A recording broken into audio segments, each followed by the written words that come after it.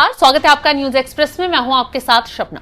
लखनऊ की राजनीति में रविवार का दिन अचानक गर्मा गया जब मंच पर खड़े होकर समाजवादी पार्टी के राष्ट्रीय अध्यक्ष अखिलेश यादव ने ऐसा बयान दिया जिसने राजनीतिक गलियारों में हलचल मचा दी। निशाने पर थे उत्तर प्रदेश के मुख्यमंत्री योगी आदित्यनाथ और साथ ही साथ देश के चर्चित संत जगत गुरु रामभद्राचार्य।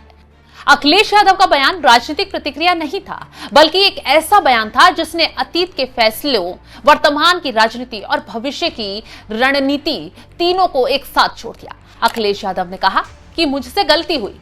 रामभद्राचार्य पर 420 का मुकदमा था जिसे हमने वापस लिया था। मुझे उन्हें जेल भेज देना चाहिए था। हालांकि आदरणीय, पूजनीय, सम्मानित आदरणीय राम भद्राचार्य जी के बारे में बोलना नहीं चाहिए कुछ भी, लेकिन अगर उनका चेला है ये, अगर उनका ये चेला है तो मुझसे गलती हुई है। हमने कभी आदरणीय पूजनीय राम भद्राचार्य जी पर 420 का मुकदमा था, वो वापस लिया था। मुझे उन्हें जेल भेज देना चाहिए था। और ये बात गलत हो तो बताइए, आप किसी से पूछ लीजिए आप। हाँ, हालांकि आदरणीय, पूजनीय, सम्मानित आदरणीय राम भद्राचार्य जी के बारे में बोलना नहीं चाहिए कुछ भी, लेकिन अगर उनका चेला है ये, अगर उनका ये चेला है तो मुझसे गलती हुई है। हमने कभी आदरणीय, पूजनीय राम भद्राचार्य जी पर 420 का मुकदमा था, वो वापस लिया था। मुझे उन्हें जेल भेज देना चाहिए था। और ये बात गलत हो तो बताइए आप, किसी से पूछ लीजिए आप। तो सुन लिया आपने क्या कह रहे हैं अखिलेश यादव। ये आरोप नहीं था, बल्कि आत्म स्वीकृति भी थी। सपा प्रमुख ने स्वीकार किया कि उनके कार्यकाल में दर्ज धोखाधड़ी का मुकदमा वापस लिया गया था। अब वही फैसला उन्हें राजनीतिक रूप से भारी लग रहा है। राजनीति में ऐसे सार्वजनिक स्वीकार कम ही देखने को मिलते हैं। सवाल यह है कि क्या ये सिर्फ बयान है या बदलते राजनीतिक समीकरणों का संकेत। स्वामी अविमुक्तेश्वरानंद के समर्थन में समाजवादी पार्टी अखिलेश यादव ने बयान देते हुए उनका समर्थन किया। उन्होंने प्रयागराज की उस घटना का जिक्र किया जब शंकराचार्य कई दिनों तक धरने पर बैठे रहे। हमारी सनातन परंपरा में किसी संत को स्नान से रोके जाने की कल्पना नहीं की जा सकती। ये पहली बार नहीं हुआ है कि किसी संत को स्नान से रोका गया। ये बयान सीधे सीधे सरकार की नीयत और प्रशासनिक फैसलों पर सवाल खड़े करता है।